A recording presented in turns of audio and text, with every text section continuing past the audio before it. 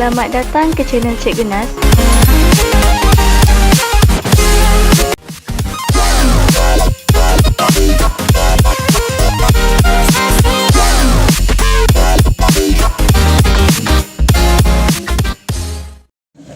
apa saya sebut itu? Sebab saya biasa di datang ke Syam ni, cuma ni bukan sebagai penceramah lah, kan? Datang ke Syam, ada anak buah isteri saya kat sini, mana yang kita kan dulu nampak lah ya, pakai kudung dah tak Syam ni, ada dah yang jorok tu kan, misal dia tengok partner dia datang. Dan kebetulan pula, alhamdulillah, isteri saya sendiri pun salah seorang alumni di sini. Isteri saya pun alumni di sini dan kakak ipar saya pun alumni di sini. Dan sepupu saya pun ramai di sini sebab pakcik saya tinggal di Parun. Jadi ramai lah graduan daripada sini. Sengaja saya sebutkan begitu, adik-adik yang Allah Ta'ala sekalian. Sebab apa? Sebab bila saya sebut begitu, yang saya kenal adalah sepupu-sepupu saya yang berada di sini, isteri saya dan juga kakak ipar saya. Mereka semua sekarang ada sumbangan yang besar lah dalam masyarakat, kan? Ada pendidikan yang tertentu yang mereka boleh sumbangkan untuk agama bangsa dan juga negara. Dan kenapa saya sebutkan itu? Sebab ini sebenarnya sebagai satu ingatan kepada adik-adik sekalian bahawa satu hari nanti kamu juga akan jadi seseorang, kan? Jadi aku tak tahu Allah Alam, kan? Tapi akan jadi seseorang. Maka bila mana kita jadi seseorang ni, kita jangan lupa bahawa apa yang kita dapat sebenarnya adalah hasil menumpang para guru yang berada di kalangan ini. Dan jadi kena selalu yang terima kasih dengan guru-guru yang berada di sekitar kita. Jadi alhamdulillah, kita pada pagi ini kita akan bercerita tentang Ramadan. Pada hari ini kita masuk ke 2 Ramadan, kan? 2 Ramadan, dan kita masih ada lagi berbaki beberapa hari lagi, dalam 20 lebih hari lagi sebelum kita menyambut Syawal, menyambut hari raya Aidilfitri. Dan pada pagi ini saya diamanatkan untuk menyampaikan sedikit perkara lah berkenaan dengan Ramadan. Okey. Jadi yang sedikatkan ni supaya dia tak lain lagi. Ada 4 perkara yang saya akan bincang pada pagi ini dengan adik. 4 perkara yang saya kira agak penting untuk kita telusuri satu persatu supaya Ramadan yang berlalu dalam sebulan ini tidak berlalu dengan sia-sia. Dan supaya yang pertamanya yang utamanya adalah kita mendapat kefahaman yang lebih baik dan lebih jitu berkenaan dengan apa-apa yang Allah Ta'ala nak sampaikan kepada kita. Itu yang paling utama yang kita nak. Okey, jadi saya datang dengan persoalan yang pertama. Apa maksud puasa? Apa maksud puasa? Umat Muhammad sama seperti puasa umat terdahulu. Sebab apa persoalan yang saya timbulkan? Okay, next. Berdasarkan kepada firman Allah Subhanahu Wa Taala dalam surah Al-Baqarah ayat yang ke-183, Allah Ta'ala sebut, ini ayat biasa kita dengar. Kalau sekolah kamu wajib hafal dalil. Allah Ta'ala sebut, ya ayyuhallazina amanu kutiba alaikumusiyam kama kutiba alal ladzina min qablikum la'allakum tattaqun. Ayat ni adik-adik, bila kita tengok Allah Ta'ala sebut, wahai orang yang beriman, diwajibkan kepada kita berpuasa sebagaimana diwajibkan ke atas umat yang terdahulu. Mudah-mudahan kamu bertakwa. Ada 2 perkara yang paling utama yang Allah Ta'ala akan sampaikan kepada kita. Yang pertama, wajib semayang, wajib puasa. Semayang tak silap, kan? Wajib puasa. Okay, jadi puasa ni satu kewajipan yang Allah Ta'ala tetapkan kepada kita umat Islam. Tapi ada satu lagi perkara yang Allah Ta'ala nak sebutkan kepada kita, apa dia? Iaitu puasa ni bukan satu ibadah yang sebenarnya hanya diwajibkan kepada umat Muhammad. Bukan hanya diwajibkan kepada umat Muhammad. Sebaliknya puasa juga sebenarnya adalah satu ibadah yang Allah Ta'ala wajibkan kepada umat. Sebagai ulama sebutkan bahawa Nabi Musa AS puasa. Sebagai ulama sebutkan bahawa Nabi Isa AS itu puasa. Jadi bila Nabi itu puasa, maka umat-umatnya pun puasa juga. Dan sama juga sebagai ulama sebutkan bahawa sebenarnya sejak daripada Nabi Adam AS puasa juga. Contohnya, bila kita sebut tentang puasa umat Muhammad sama seperti umat terdahulu, apa maksudnya? Maka bila mana para ulama sebutkan tentang persamaan ini, ada 3 perkara yang paling ada ulama bincangkan. Yang pertama apa dia? Yang pertama ini itulah kaedah puasa. Kaedah puasa. Apa kaedah puasa? Puasa ni ada satu ibadah yang paling pelik sekali. Kan, ibadah yang paling pelik sekali. Kenapa saya sebutkan begitu? Sebab puasa ni satu ibadah yang kita tak perlu buat apa-apa. Puasa ni adalah satu ibadah yang kita tak perlu buat apa-apa. Katakanlah ini sekolah agama tak jadi macam ini. Katakanlah ada orang suka tidur. Dia tidur semalam, dia tak bangun sahur, dia tak sembahyang subuh, dia tidur lah sampailah isyak malam ni. Contohlah, tak sembahyang, tak sahur, tak berbuka. Sedangkan sebelum dia tidur, dia niat puasa pada hari ini. Sah ke tidak sah puasa dia? Sah puasa dia. Maksudnya apa dia? Puasa ni adalah satu ibadah yang kita tak perlu buat apa-apa. Dia beza macam ibadah-ibadah yang lain. Macam kita sebut semayang contohnya kan. Semayang ni satu ibadah yang kalau kita tengok ta'arif dia kata apa? Perbuatan, ucapan yang dimulai dengan niat dan akhiri dengan salam. Ada benda yang kita kena buat. Kita cerita pasal bayar zakat, keluarkan sebahagian duit, bayar zakat. Tak, ada benda yang kita buat. Kita cerita pasal haji sebagai contoh kan. Kita pergi ke Baitullahil Haram, kemudian kita pun ada tawaf, ada sa'i, ada mabit, ada wukuf. Orang nampak perbuatan tersebut. Itu ibadah-ibadah yang lain. Tapi bila sebut tentang puasa, ibadahnya adalah tak perlu buat apa-apa. Tak ada puasa apa dia? Menahan diri daripada melakukan perkara yang membatalkan puasa. Maksudnya jangan buat. Sebab tu puasa ni satu benda yang mudah. Satu benda yang mudah. Tapi ada perkara yang kita nak sebutkan berkaitan dengan ayat ni. Ulama sebut perkara pertama yang sama apa dia kaedah puasa. Itu dia menahan diri daripada melakukan perbuatan yang membatalkan puasa. Itu persamaan yang pertama. Yang kedua, apa persamaannya? Dari sudut kewajipan puasa. Maksudnya umat terdahulu pun wajib puasa juga sama macam kita umat Islam. Itu yang kedua. Yang ketiganya adalah tempoh puasa. Ini bukan yang saya nak panjang-panjangkan. Tempoh puasa umat yang terdahulu adalah selama 30 hari sama macam kita. Sama macam kita 30 hari. Bila Allah Ta'ala sebut di hujung ayat la'allakum tattaqun, sebenarnya Allah Ta'ala ada mesej tertentu yang Allah Ta'ala nak khabarkan kepada kita umat Islam. Apa mesej Allah Ta'ala nak bagi tahu? Allah Ta'ala nak bagi tahu kepada kita takwa ni maksudnya apa? Maksudnya taat kepada perintah Allah. Kan takut Allah, taat pada perintah Allah, meninggalkan segala larangan dia.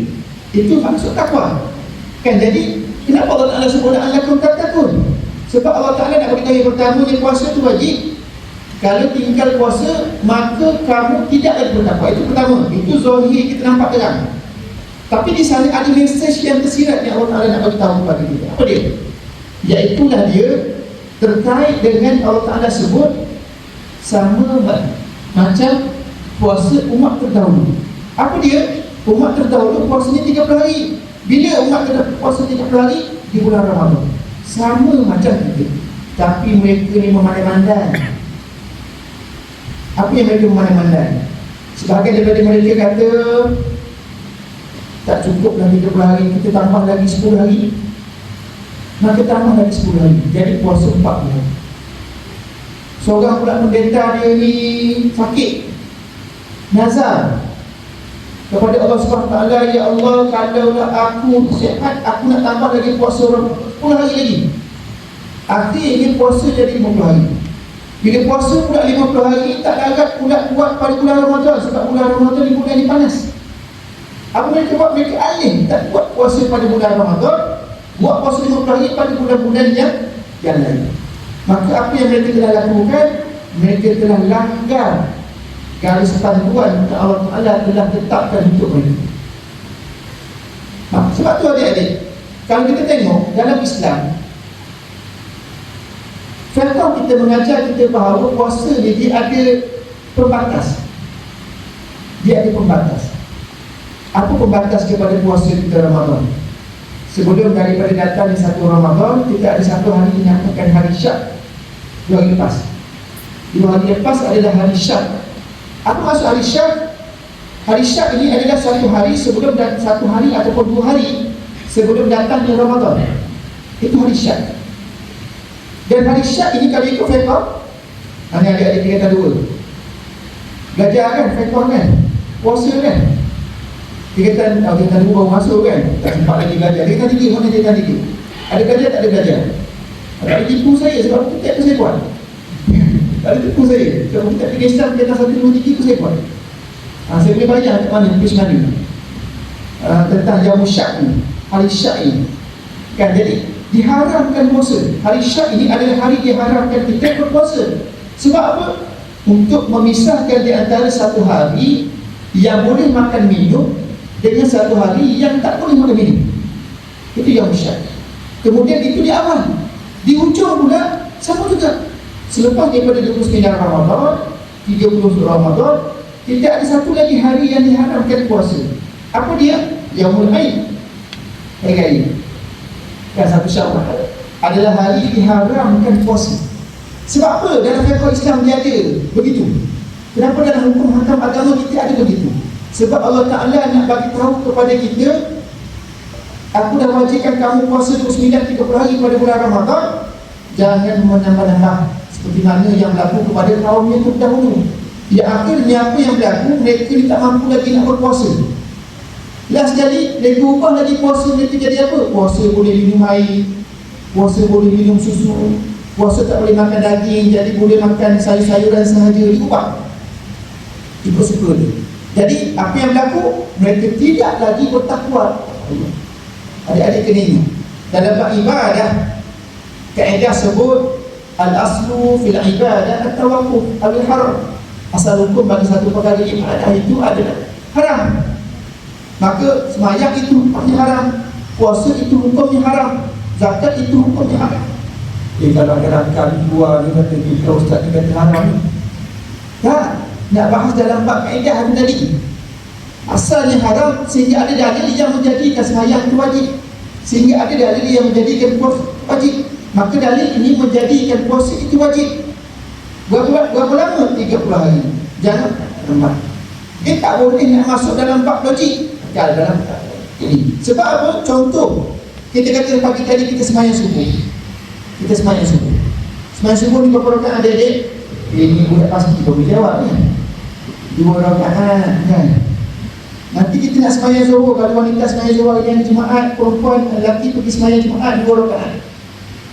Ustaz, boleh tak saya nak sembahyang zuhur 5 rakaat? Hari ni bulan Ramadan, saya ni jadi baik sikit daripada bulan-bulan yang biasa. Tak boleh.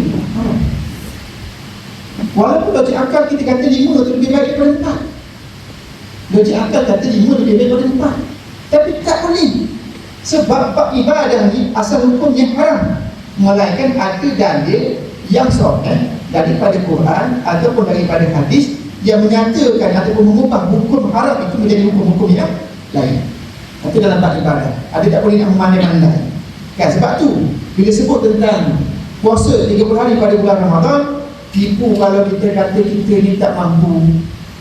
Sebab Allah Ta'ala apabila dia menetapkan satu hukum hakam tertentu, Allah Ta'ala ni dia yang buat kita.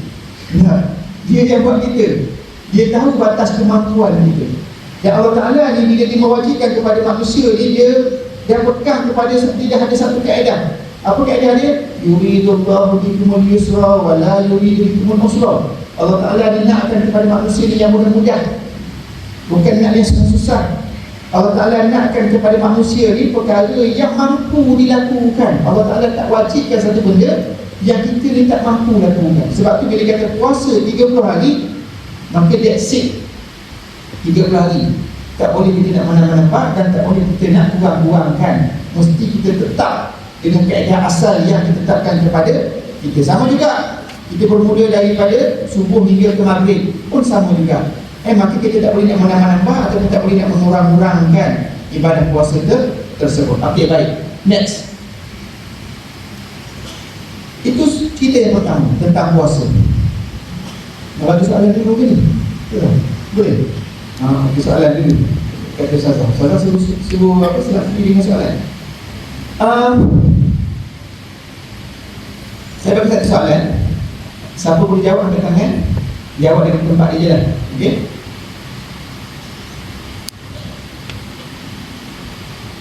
Berapa lama umat terdahulu berpuasa menambah-nambah daripada ibadah asal yang asalnya 30 hari. Kita berjawab. Ada kan? Angkat tangan tak mau. Ustaz Alim jawab. Okey, baik silakan. 50 hari betul. Sama saja. Ada ke? Kita belajar lagi, kita belajar ke? Alhamdulillah. Saya suasana datang ke sekolah. Oh, ni senyap je kan? Kita takut mencik tu Ustazah. Begini. 2 hari lepas, ceramah dekat SNK biasa. Dia ada bisik-bisik sikit. Dia juga suasana sekolah kamu ni kan? Saya dulu sebelum masuk KMJ, sekolah biasa. SNK biasa mengajar sekolah biasa. Okey, Alhamdulillah. Tadi yang dia tak boleh dah, dia dah haram dah 5 hari hari ni. Okey, kita masuk kepada persoalan kedua. Apa dia kelebihan Ramadan? Ni kita nak cerita tentang apa dia kelebihan Ramadan. Okey, buka next slide. Okey, buka next slide. Okey, apabila kita cerita tentang kelebihan Ramadan, ada beberapa kelebihan yang Allah Ta'ala sebutkan dan juga Nabi Muhammad SAW sebutkan kepada kita. Ini tentang Ramadan. Ini bukan tentang puasa. Puasa nanti kita akan pergi yang next. Ini tentang Ramadan. Apa kelebihan Ramadan? Yang pertama, yang berdasarkan daripada satu hadis, Nabi SAW sebut di hadapan malam Ramadan, futihat abwaabul jannah wa ghuliqat abwaabul jahannam wa sulsilat syayatin. Hadis muttafaq alaih.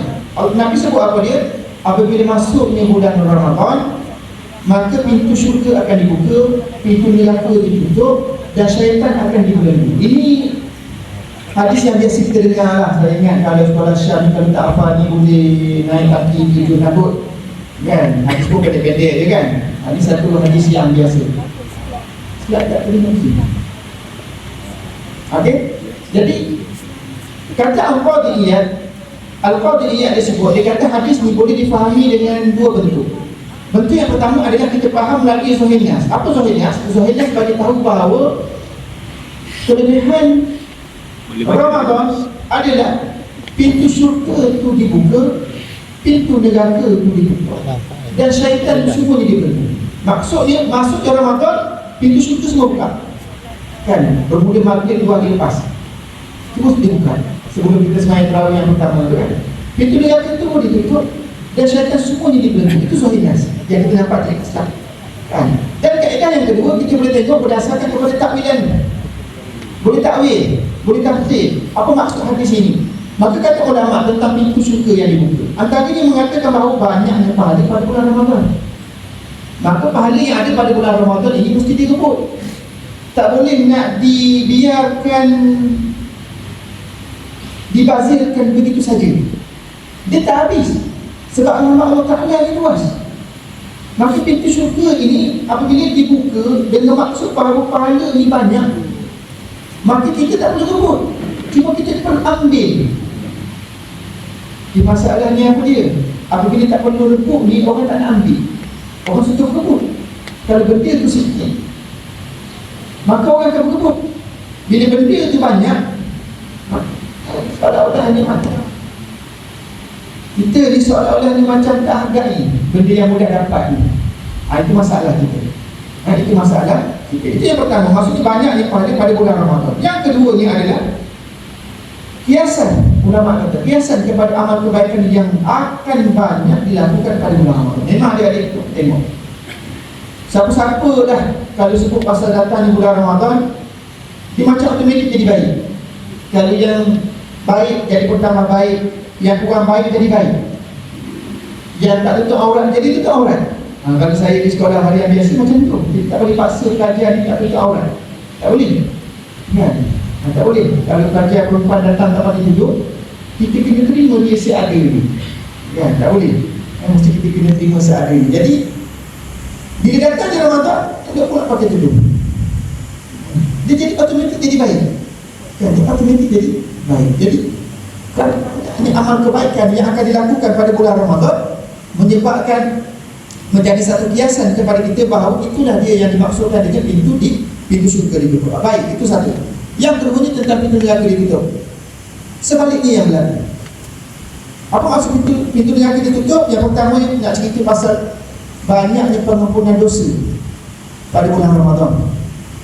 Bulan Ramadan adik-adik kita dah sebutkan jadi bulan rahmat, bulan maghfirah, bulan aitqum minan nar. Nabi sebutkan bulan pembebasan daripada api neraka. Rugi kalau kita tak rebut pengampunan dosa. Pengampunan dosa ni adik-adik adalah satu benda yang paling besar, yang kita akan paling nak dan paling kita hargai sebelum kita meninggal dunia. Dan kalau kita meninggal dunia, barulah kita tahu bahawa pengampunan dosa ni sebenarnya adalah segala-galanya. Memang dalam Quran ada sebut, Allah Ta'ala menceritakan keadaan orang yang berada dalam neraka Allah. Mereka ni meminta-minta kepada Allah, ya Allah, hidupkanlah kami kembali walaupun sekejap.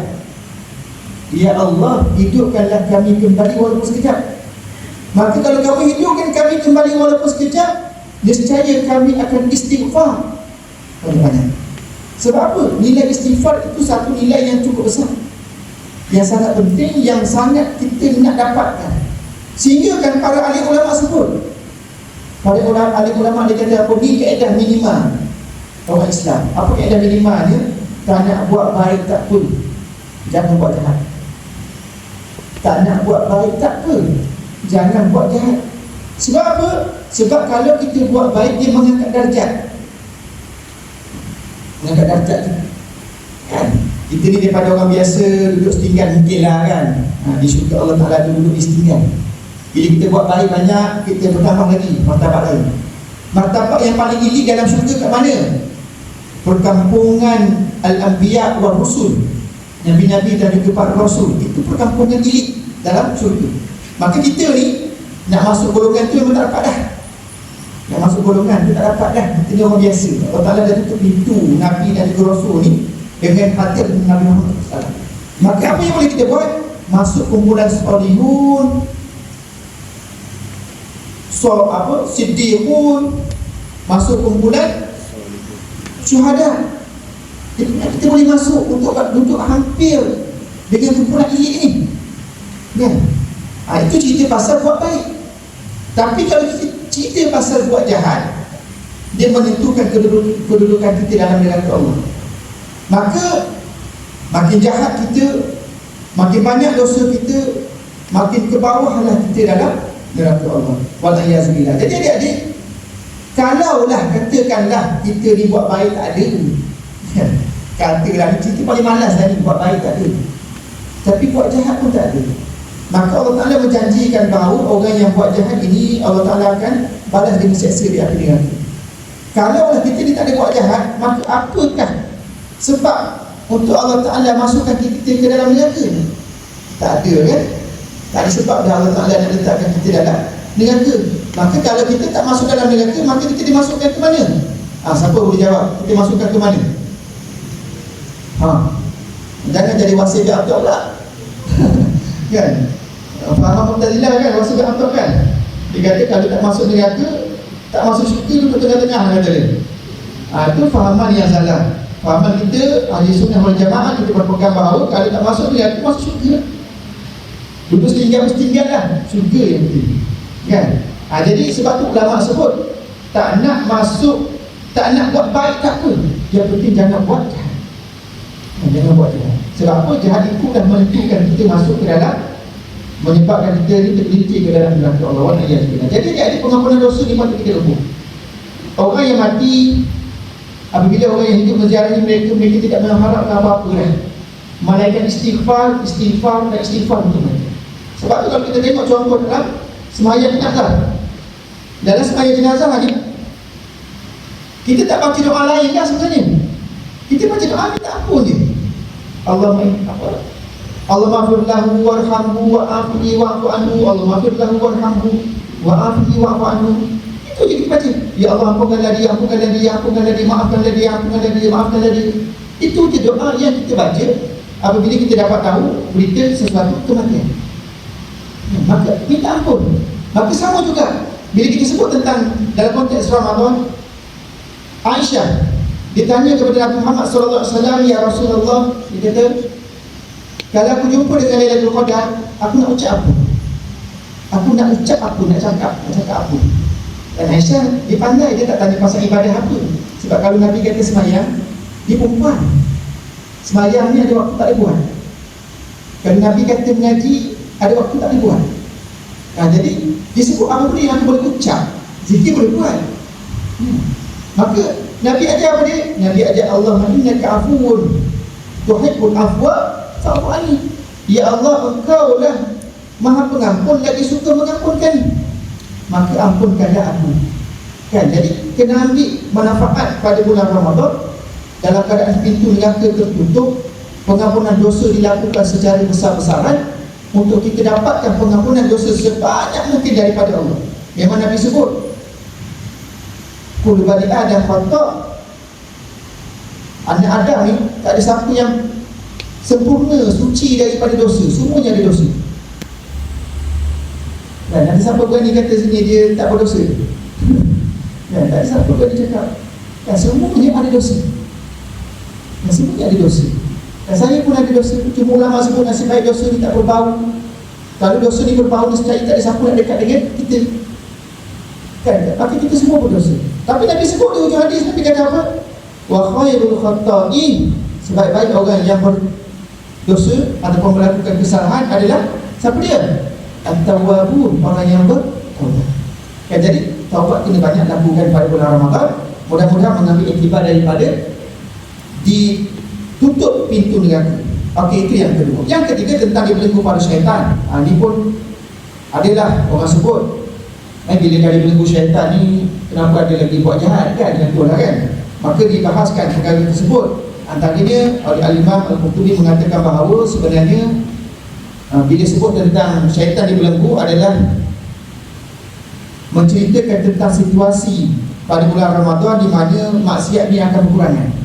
Maksiat akan berkurangan dan orang-orang yang berpuasa memang menjaga diri ataupun menahan diri daripada melakukan maksiat-maksiat, terutamanya maksiat-maksiat tertentu yang memang Nabi sebut tak boleh buat. Kan, hina orang, kutuk orang, kan, dan itu perkara yang lain. Dan ada juga ulama sebut sebenarnya syaitan tertentu sahaja yang dibelenggu. Kan, yang general-general ni kena belenggu. Ada pun yang yang bawah-bawah ni, askar-askar biasa ni masih lagi ada.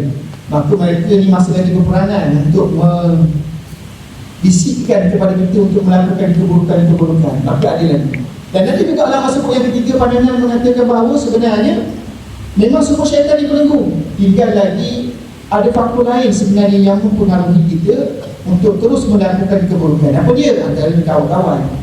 Antaranya memang kita pun dah selesa dengan melakukan keburukan-keburukan. Kan, maka itu antara perkara yang menyebabkan akhirnya kita ni masih lagi melakukan keburukan. Walaupun dalam keadaan yang walaupun dalam keadaan yang kita ni walaupun dalam keadaan yang syaitan dia belum. Okey, itu yang ketiga. Yang keempat, bulan diturunkan Al-Quran. Memang bulan Ramadan bulan diturunkan Al-Quran. Allah Ta'ala sebut syahrul Ramadan alladzi unzila fihi Al-Quran. Inna sunniyat min al-huda wal furqan. Kan, kita pun tadi datang ke sini baca Quran. Saya nampak Ustaz Alim tak boleh rasa duduk lah. Kan, kena rapat dengan beliau dah beberapa tahun lama dah. Kan, jadi duduk. Tak boleh nak duduk dekat atas kursi atas kan. Jumpa dengan sahabat-sahabat para manusia dan sebagainya. Jadi Ramadan di bulan Quran, ada dia baca Quran tadi, alhamdulillah. Satu perkara yang sangat baik yang memang menjadi laziman bagi orang Islam untuk melakukan bacaan Quran pada bulan Ramadan. Dan diturunkan Al-Quran pada bulan Ramadan menjadikan Ramadan ini satu bulan yang mulia berbanding dengan bulan-bulan yang lain. Sebab memang semua perkara yang attach dengan Quran ini diangkat darjah oleh Allah Ta'ala. Diangkat darjah oleh Allah Ta'ala. Bulan Ramadan sebagai contoh yang kita sebutkan tadi. Malaikat Jibril AS, pada asalnya bukan Malaikat Jibril, itu malaikat. Ada tahu tak? Dalam Quran sebut cerita bahawa tugas menurunkan wahyu kepada malaikat, kepada Nabi-Nabi sebelum daripada Nabi Muhammad sebenarnya adalah tugas malaikat Mikail. Orang Yahudi berpegang bahawa malaikat Mikail adalah malaikat yang menurunkan wahyu, menurunkan rahmat dan juga menurunkan wahyu adalah malaikat Mikail. Sehingga kan Nabi SAW, Umar Al-Khattab bila berdebat dengan Yahudi, orang Yahudi ni sebut Orang Yahudi kata apa? Orang Yahudi kata, kamu tahu tak wahai Umar, kami tak nak ikut Islam sebab apa? Umar kata, aku pun tak tahu. Dia kata sebab kami dulu Nabi-Nabi kami yang turunkan wahyu adalah malaikat Mikail, bukan malaikat Jibril. Malaikat Jibril itu malaikat perang. Mungkin dia lah orang tidak pasti. Dia kata malaikat Jibril ni malaikat perang. Jadi malaikat Jibril ni malaikat yang kami tak suka. Dia kata kami tak suka. Sedangkan Nabi Muhammad malaikat Jibril yang menurunkan wahyu. Maka bila mana malaikat Jibril turunkan wahyu, kami tak suka dengan malaikat Jibril, maka kami tolak Islam. Ada bagi alasan.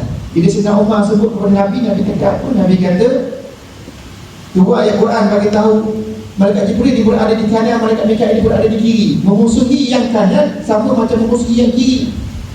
Bersahabat dengan yang kanan bermaksud sama bersahabat dengan yang kiri. Maka mana mungkin menerima malaikat Mikail dalam keadaan menolak malaikat Jibril? Maka Nabi kata kepada Sayyidina Umar, itu hanya alasan. Hanya alasan.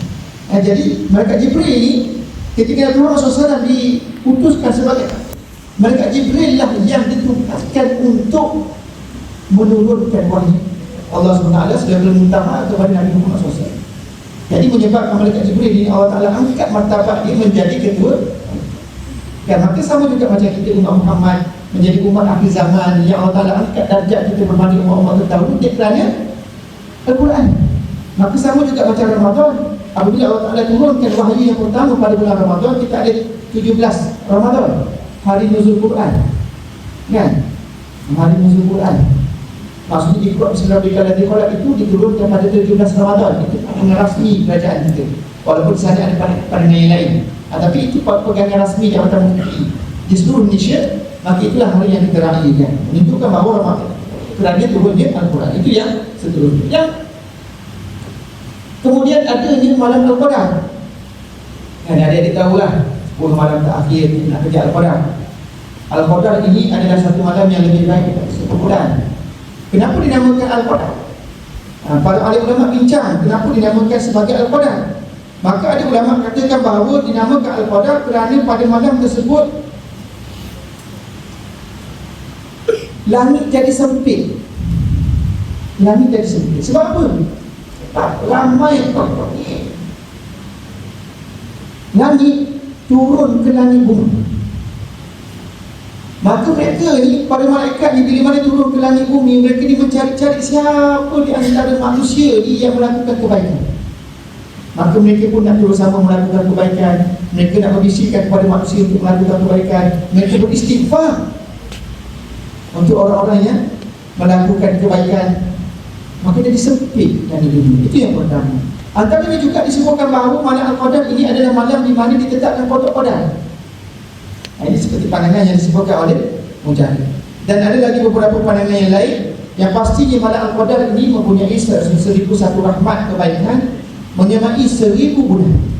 Maksudnya kalaulah malam untuk kita bersembahyang 2 rakaat, maka kasarnya seperti kita semayang 2 rakaat selama 1000 bulan. Kalaulah kita tidur malam tu, maka ibarat kita tidur 1000 bulan. Itu kasar dia nak kan? Sebab dengan kebaikan maka dia datang juga keadaan pada keburukan. Maka jangan kita sia-siakan. Cuma ni Allah Ta'ala rahsiakan tentang Lailatul Qadar. Sebab apa? Sebab dia bukan satu benda yang murah untuk kita dapat. Dia adalah satu benda yang mesti rebut dan mesti kita kejar. Mesti kita rebut dan mesti kita kejar. Dan sebenarnya satu rahmat yang besar untuk umat Islam. Sebab apa satu rahmat? Sebab bila para ulama sebut tentang 1000 bulan, kenapa Allah Ta'ala tetapkan 1000 bulan? Sebab sebenarnya pada zaman dah ada orang-orang tertentu yang melakukan kebaikan selama 1000 bulan berturut-turut. Antaranya kalau nak dapat gelaran Abid. Abid ni apa dia? Orang yang banyak melakukan ibadah. Mereka mestilah seorang yang melakukan ibadah tanpa henti selama 1000 bulan. Buat 1000 bulan ibadah, buat. Antara yang menyebutkan bahawa ada dia seorang lelaki namanya Samuel. Ni yang boleh tengok dalam film-film dalam YouTube pun ada dibuat. Samuel, seorang lelaki Bani Israel yang cukup hebat berjuang untuk agama Allah selama 1000 bulan. Maka 1000 bulan dilama jadi 83 tahun lebih. 83 tahun lebih. Kan umat Muhammad ni umur ni pendek. 70 tahun tu kira dah bonus dah tu. Kan? 80 tahun tu kira dah extra bonus dah tu. 90 tahun tu kalau tengok Tun M kan, sekarang buka lagi tu tukar extra bonus dah tu. Kan? Umur kita tak panjang.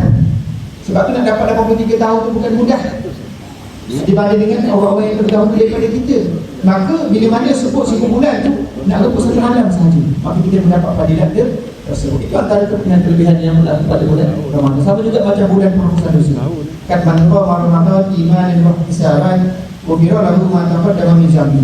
Siapa yang menghidupkan bulan Ramadan dengan penuh keimanan dan juga pengharapan, maka Allah Taala akan ampunkan baginya dosanya ma taqaddama wa ma ta'akhkhara. Dalam satu hadis, apa yang telah berlalu dan apa yang akan dilakukan. Maksudnya bayangkan punya banyak pengampunan dosa yang berlaku pada bulan Ramadan. Okay, jadi ini 6 kelebihan yang berlaku pada bulan Ramadan. Okey, step by dia. Nak tanya.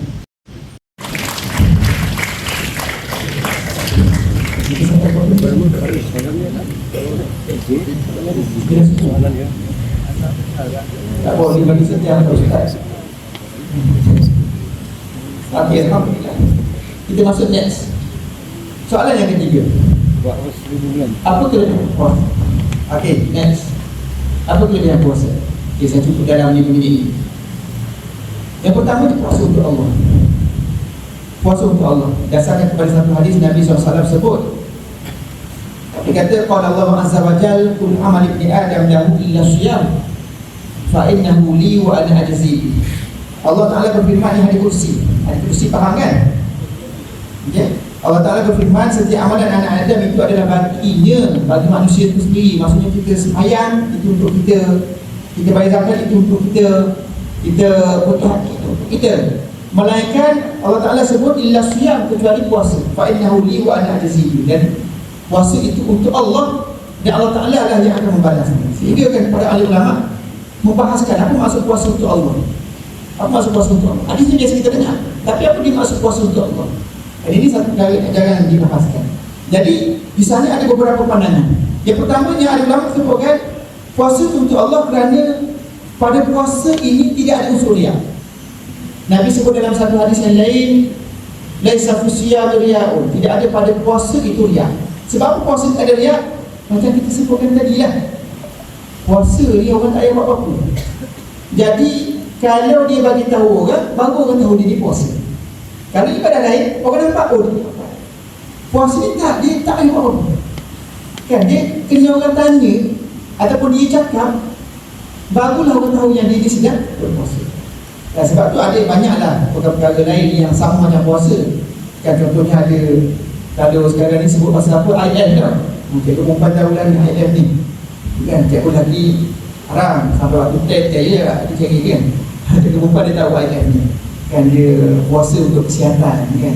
Kalau dia niat untuk Allah, maka dia jadi puasa dalam bentuk ibadah lah. Dia bukan jadi satu puasa yang untuk merawat semata. Kan, jadi kenapa dia namakan puasa untuk Allah? Kerana tidak ada unsur riya. Pokoknya puasa ni betul-betul dilakukan kerana Allah. Itu yang pertama. Yang kedua, kita tak tahu berapa nilai puasa ni digandakan. Dalam satu hadis yang lain Nabi sebut, kullu amali Adam yudha'af. Setiap amalan anak Adam ini dilipat gandakan pahala itu. Satu kebaikan al-asyarah al-hasanah itu satu kebaikan Nabi kata bi asyri amsalihah. Dia sama macam 10 kebaikan. Maksudnya contohlah kita sembahyang sekali, macam buat sembahyang 10 kali. Allah Taala bagi pahala. Ila sab'imi'atin dha'fin ila masya-Allah, sehingga kepada 700 kali ganda. Maksudnya itu pulang kepada Allah Taala dan tentukan berapa kadar pahala yang Allah Taala nak bagi kepada setiap kebaikan yang kita lakukan dalam range 10 kali ganda hingga 700 kali ganda. Itu pulang pada Allah. Tapi Nabi sebut illa siyam, kecuali puasa. Sebab apa kecuali puasa? Sebab puasa ni tak masuk dalam range itu. Kasarnya kalau kita nak faham pada hari ni, cerita pasal barang rare lah, barang rare. Barang yang jarang kita jumpa. Kan, benda yang jarang kita jumpa. Kan. Apa benda yang barang kita jarang jumpa? Dia kalau sekolah agama ni dia kata apa? Ustaz, kalau yang lelaki dia kata yang susah jumpa sekarang adalah imra'ah salihah, dia kata. Wanita-wanita yang baik tu yang cuk daripada sekolah tu kacau kan. Cuk daripada sekolah tu Itu barang rare dia kata sama sekarang. Jangan tertipu dia, ini semua kuali-kuali ni jangan percaya. Betul lah tengok. Dia kata barang rare. Tapi barang rare ni benda yang mahal. Benda yang mahal. Sampai tahap contohlah satu yang ada value added, satu yang ada sentimental value. Kan saya jam dulu, jam tu rosak. Masa saya belikan untuk saya, jam tu harganya 700. Bila jam tu rosak, saya bawa ke kedai. Saya tanya, orang token tu nak sebut dengan saya. Dia kata, dia tahu tak jam ini harga berapa? Saya kata, saya tak tahu. Dia kata, harga 1,000. Itu saya tanya ayah saya kata 700. Dia kata, jam tu harga 1,000. Bila jam tu rosak, saya tak pakai dah lah. Ayah saya pula meninggal. Jam tu, saya tak sampai sekarang. Sebab apa? Kalau nak bayar 6 juta ringgit pun, saya tak ada. Sebab apa? Dia barang rare. Dia ada nilai sentimental. Barang rare ni, dia tak ada nilai. Dia tak ada nilai yang kita boleh letak. Maka dalam bab ibadah, yang tak ada nilai yang kita letakkan itu adalah puasa. Bukan sembahyang, bukan zakat, bukan haji. Puasa barang yang Allah Ta'ala tentukan sendiri berapa kadar yang Allah Ta'ala nak bagi. Bukan tertakluk kepada versi yang kita sebutkan. Okey, itu yang kedua. Yang ketiga, kenapa dinamakan puasa ni untuk Allah? Kerana puasa ni kita menahan diri daripada makan minum. Dikala Allah Ta'ala punya makan tak minum. Maka ulama kata apa? Sesiapa yang berpuasa mendekatkan diri kepada Allah. Sebenarnya dia mendekatkan diri kepada Allah dengan satu ibadah yang mempunyai hubungan dengan salah satu. Itulah dia tak makan tak minum. Allah Ta'ala tak makan tak minum, maka kita yang kasihkan Allah pun tak makan tak minum. Sebab apa kita tak makan tak minum? Sebab kita nak dekatkan diri pada Allah.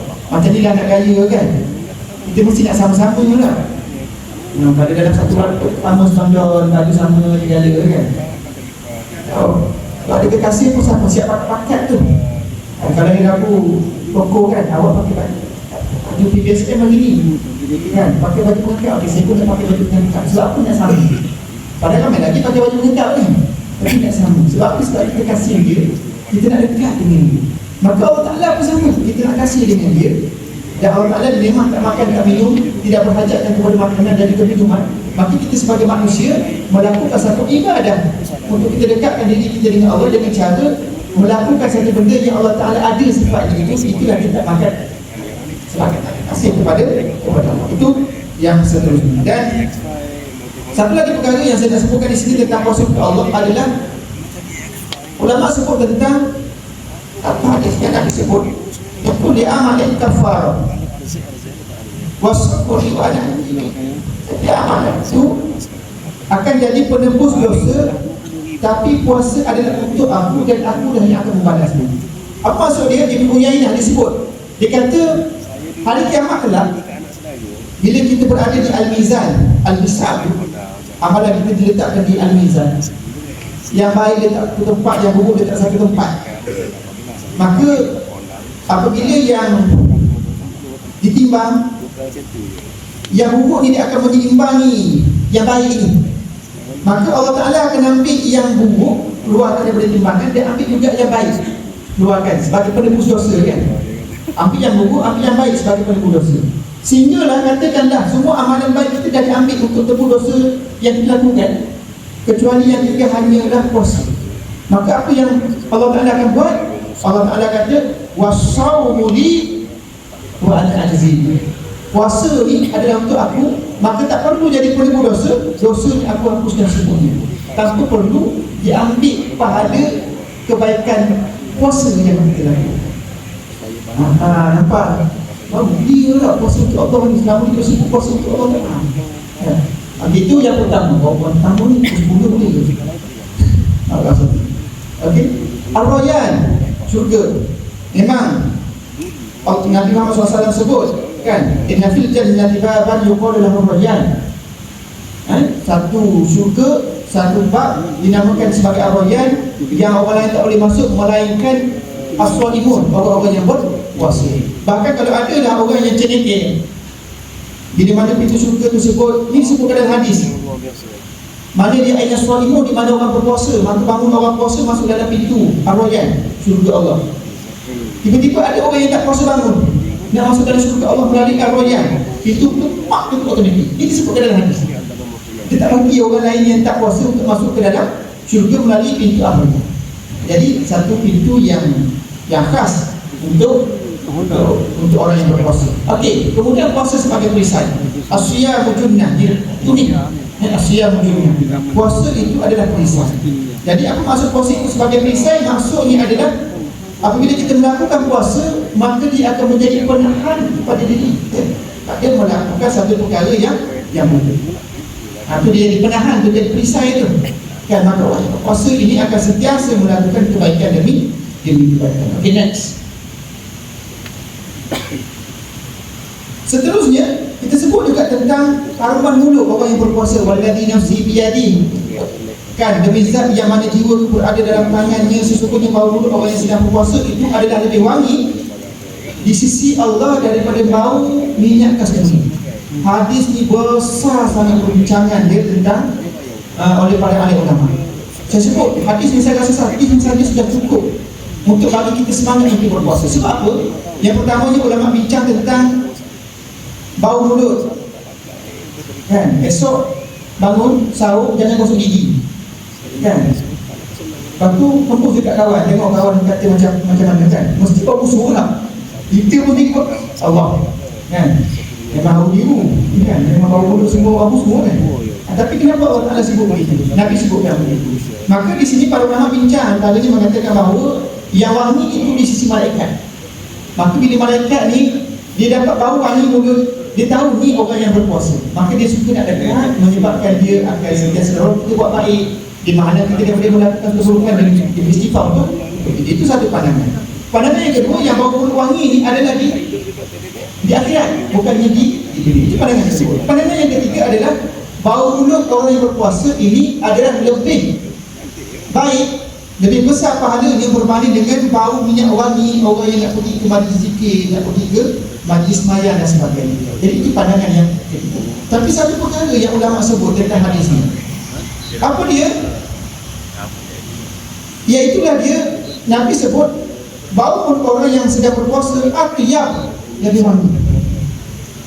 Apa dia? Inna Allah Ta'ala min rihil kafir, wangi daripada bau minyak kasturi. Maksudnya apa dia? Maksudnya kasarnya, kata ulama, puasa ni lebih utama daripada mati syahid. Lebih utama daripada mati syahid tadi. Kita selalu sebutkan al-mautu fi sabilillah asma amaniyah. Mati di jalan Allah itu adalah sedikit lagi. Sebab apa kita nak begitu? Sebab orang mati di jalan Allah Ta'ala ni badannya berdarah, dikumikan dalam keadaan berdarah, dibangkitkan di sisi Allah Ta'ala nanti dalam keadaan berdarah, dan ketika itu bau darah itu akan wangi sama macam minyak kasturi. Sedangkan kata ulama, hadis ni bagi tahu bau mulut orang yang berpuasa adalah lebih wangi daripada minyak kasturi. Syuhada, bau darah dia sama wangi macam minyak kasturi. Bau mulut orang yang berpuasa lebih wangi daripada minyak kasturi. Maka keutamaan orang yang berpuasa berbanding dengan orang yang mati syahid di jalan. Jadi kita nampak bahawa puasa kan, kita kena puasa. Okey, mendapat dua kegembiraan. Apa dia? Kegembiraan ketika berbuka dan kegembiraan ketika berjumpa dengan Allah. Sihat, tasihu, Allah Ta'ala sebut kan, kamu puasa kemudian kamu akan sihat kan. Okey, ikutlah tu. Berapa ni? Okey, next soalan. Boleh?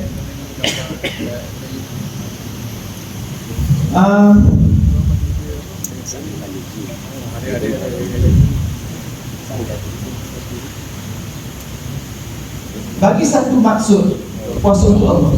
Ini soalan susah sikit. Padahal nama saya kan ada dalam buku. Bagi satu maksud puasa untuk Allah. Bukan ini. Hanen. Buka balik catatan. Angkat tangan dulu. Tangan pegang begini. Okey, sila.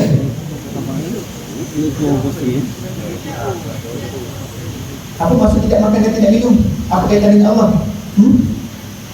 Okey, menyamai sifat Allah itu nanti tidak makan dan tidak minum. Okey, silakan. Terima kasih perempuan ni. Okey, kita masuk ke topik yang terakhir. Apa amalan di bulan Ramadan? Okay, next slide. Banyak amalan yang boleh kita lakukan pada bulan Ramadan. Yang pertama ni puasa lah. Puasa ni kita kena lakukan wajib kepada kita. Yang kedua ni adalah sembahyang tarawih. Sembahyang tarawih ni adik-adik tak payah pening. 8, 10, 20 ikut saja lah mana kita nak buat. Yang pastinya kalau orang kata kepada adik-adik Nabi sembahyang 8 rakaat aja, kita pun nak sembahyang 8 rakaat. Betul. Kita tak nafikan. Memang dalam hadis Nabi tak ada sebut Nabi sembahyang 20 rakaat. Para ahli ulama pun bila sebut tentang 20 rakaat sebenarnya bersandarkan kepada sunnah Khulafaur Rasyidin Umar. Bukan Umar yang suruh buat 20 rakaat. Tapi bila sebut tentang sembahyang Nabi 8 rakaat, sembahyang tarawih itu yang Ramadan itu, Aisyah sebut fala tas'al an husnihinna wa tulihinna. Kamu jangan tanya sembahyang Nabi itu panjang ni bagaimana, baik ni bagaimana. Maksudnya apa? Pernah berlaku seorang sahabat Nabi Huzaifah Al-Yamani, dia nampak Nabi tengah sembahyang pada bulan Ramadan, dia pun ikut Nabi sembahyang di bulan Ramadan. Nabi pun Allahu Akbar, baca Fatihah, lepas baca Fatihah Nabi pun baca Alif Lam Mim zalikal kitabul la raiba fihi. Huzaifah fikir, oh Nabi juzuk 1 berapa rakut? Juzuk 1 dia tahu rakaat pertama ni. Kita ni nak habis satu malam satu juzuk pun dia ni baru rakaat pertama. Tiba-tiba dah habis juzuk yang pertama, sambung juzuk kedua. Sudah kacau. Kan habis juzuk kedua apa? Tak berhenti juga. Oh habis surah Baqarah. Tak lakut rakaat pertama ni. Tak berhenti juga. Sambung pula surah Al-Imran. Al-Baqarah paling panjang, Al-Imran ni kedua panjang. Tak juga. Sambung pula surah An-Nisa 6 juzuk lebih. Rakaat yang pertama. Kira 8 rakaat. Itu Nabi 8 rakaat sembahyang tarawih. Bukan macam kita tau. Kita kan 8 rakaat, imam tu lepas baca Fatihah ingat apa yang dia buat tu. Selain pada tu haram. Untuk dia tu lah sembahyang Rasulullah. Saling 3 Rasulullah angkat surah Wasab. Nampak kan? Kita 8 rakaat, kita tak nampak Nabi 8 rakaat tu bagaimana. Jadi lain, kita sembahyang 8 rakaat tu, 20 rakaat kita sembahyang, 1 rakaat Nabi tak pilih. Kita sembahyang 8 rakaat, 20 rakaat tu baru 10 lebih Nabi kan. Satu juzuk berapa minit baca tadi?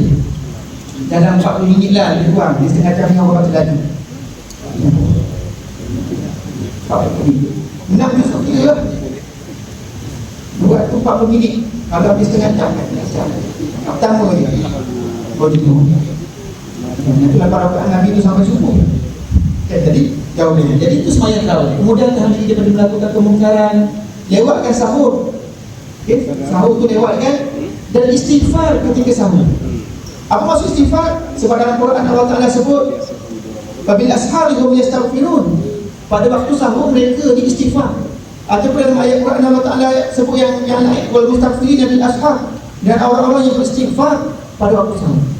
Jadi bangun sahur kata orang-orang sangat kan istighfar. Kita kena buang hakikat usah ada bangun pada waktu sahur ni. Kan bulan Ramadan ni lah waktunya kita bangun sahur wajib kan. Mesti bangun sebelum daripada subuh. Jadi bila kita bangun tu banyakkan istighfar, mengambil peluang pada waktu subuh kita istighfar. Itu yang seterusnya. Kemudian segera berbuka. Allahu Akbar. Zahar. Zahar semua. Kan dah standby dah. Ini kacau lah kan. Segera berbuka. Okay, itu satu sunat yang Nabi ajarkan kepada kita. Dan pada masa yang sama bila pergi ke bazar Ramadan, Syah ada pergi bazar Ramadan, minta dalam sekolah. Kami di FPG kami ada program Go Bazar. Go Bazar ni setiap hari pas FPG akan bawa 40 orang student FPG untuk pergi ke bazar makan, beli makanan. Go Bazar setiap hari. Pilih-pilih lah. Pilih tapi sekolah menengah bayar sendiri kot. Ke sekolah ni banyak sikit lah keselamatan dan sebagainya kan. Beli tu, oh ya rasa nak minum air dah satu, beli dua. Rasa macam nak minum dua lah, beli 4. Rasa macam nak minum 4 dah, beli dah. Banyak pula ni. Sangat tu nak buat apa, tak larat. Nak minum memang tak larat. Beli tu banyak, kemudian bagi orang. Bagi ke cikgu, sekolah cikgu kan. Tak payah pergi bazar kan. Pada sekolah petang tu penuh pasti kan. Sebab apa? Sebab Nabi sebut dalam satu hadis yang lain, siapa yang bagi jamuan orang yang berbuka puasa, mereka akan dapat pahala seperti yang orang tu berbuka puasa. Sebab tu Nabi gesa kepada kita untuk buat jamu orang makan ni. Nabi kata walau bisyaki tamrah, walaupun bagi hanya satu biji kurma pun dah cukup dapat fadilat tersebut. Jadi kita ambil peluang kan, bukan beli kita ni bagi kat orang lepas maghrib, orang lain dah kenyang lah, sebab kita pun bagi sebab makanan tak habis. Sedangkan sebenarnya kita kena bagi sebelum daripada berbuka puasa. Jadi beli banyak, bagi kat janda. Saya ingat satu tip Syekh Ismail, dia pernah sebut dalam satu dia kata kalau bulan Ramadan dia suka masak satu hidangan dia, kemudian tapi masak tu banyak, masak satu hidangan, dia hantar ke jiran, jangan pakai Tupperware, pakai Tupperware. Bila pakai Tupperware, jiran kena pulang balik. Kalau pakai Tupperware, jiran pulang lah. Bila jiran pulangkan balik, jiran takkan nak pulang kosong kan, sekali lagi dia mesti pulang dengan pulau yang lain. Maka kita masak pulau, kita hantar ke 3 rumah sebagai contoh, kita bawa balik di laut. Jadi banyak tak ada ini gitu. Itu trik Syekh Ismail aja. Saya pun ambil pegang sekarang. Jadi apa kan, kita jamu orang makan dan kita pun masak tak penat sebab kita masak hanya satu.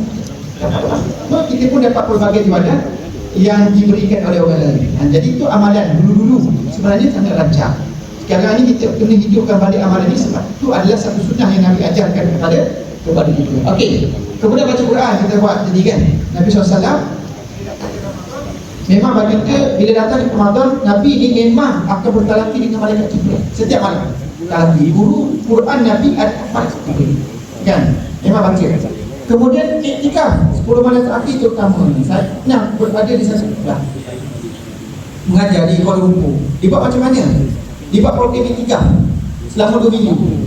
Hari ni contoh hari Isnin datang. Hari Isnin tapi dia tak ada asrama. Hari Isnin tu budak datang satu datang bawa beg.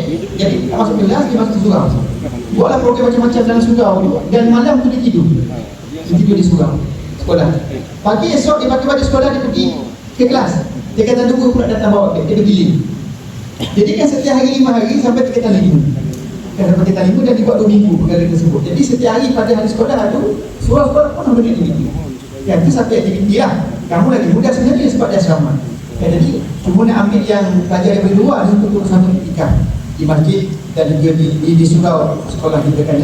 Tapi kita pulang pada sekolah lah kan. Itu betul satu kaedah yang baik. Semua dia nak sebut yang boleh iktikaf satu ibadah yang cukup besar pahalanya, yang sehingga Nabi disebutkan dalam satu hadis mengetatkan kain ni. Kalau 10 malam terakhir tu Nabi ketatkan kain ni. Memang tak balik ke rumah. Nabi bangun pagi nak sembahyang subuh tu, Nabi Allah dia kepala dia tu ikat, Aisyah sikat daripada dalam rumah. Sebab Nabi rumahnya berimpit dengan masjid kan, rumahnya berimpit kan. Kalau kita betul dengan Nabi tu, yang kawasan Nabi tu sekarang dalam masjid kan dia. Dulu dia berimpit, dia bukan dalam masjid, dia berimpit. Sekarang bila masjid dia besar kan, maka rumah Aisyah dan kubur Nabi sekarang ni berada dalam masjid. Jadi Nabi dia pagi-pagi dia Allah kepala dia, Aisyah pun sikat rambut suami dia itu ke dalam. Ya, jadi iktikaf ni satu benda yang sangat baik yang mesti kita amalkan terutamanya pada bulan Ramadan. Okey. Dan yang terakhir menghidupkan malam Ramadan dan menghidupkan juga siang Ramadan seperti mana kita menghidupkan pada malam-malam Ramadan. Okey. Macam mana sangat apa rasa kan? Okey. Kumpul ni biasa saya buat dah Allah 6 jam, 3 jam. Ni nak buat langsung. Okey, soalan yang terakhir. Dia betul dari itulah. Allah tak ada. Dalam kita sendiri.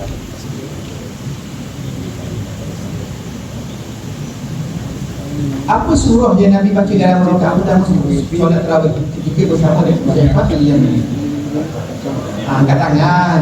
Angkat tangan, saya nampak tukar angkat tangan tu. Seorang je, mana? Okey, sila. Puan. Surah apa? Kenapa kita kahwin ni? Apa dia? Tak dengar.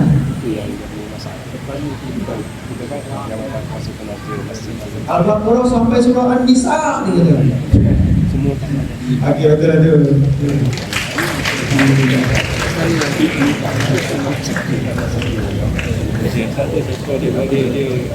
Dia bagi baca dia Jaya Okey, alhamdulillah selesai tugas saya pada pagi ini. Sedikit perkongsian daripada saya yang mampu disampaikan kepada adik-adik sekalian. Yang pasti pesanan daripada saya kepada adik-adik, Ramadan ini jangan dibiarkan berlalu dengan sia-sia. Ada banyak perkara yang kita faham. Jadi nak patut faham secara lebih detail tentang perkara tertentu yang nak kita makan tentang Ramadan, yang tentang puasa, yang pasti ada banyak kebaikan. Apabila kita lakukan apa-apa terus suruhan agama untuk kita. Jadi teruskan berpuasa, banyakkan ibadah, kurangkan ibadah, banyakkan sedekah. Mudah-mudahan kita akhiri Ramadan kita dengan diterima oleh Allah Ta'ala dan masuk ke dalam bulan Syawal dengan seperti mana seorang bayi yang baru dilahirkan dengan pengampunan dosa yang sepenuhnya yang telah kita lakukan selama, kalau adik-adik juga berapa tahun lah, kalau kami guru-guru 20 tahun yang lepas dan sepanjang kami hidup. Jadi sekadar itu yang mampu saya sampaikan untuk adik-adik. Wallahu a'lam. Assalamualaikum warahmatullahi wabarakatuh.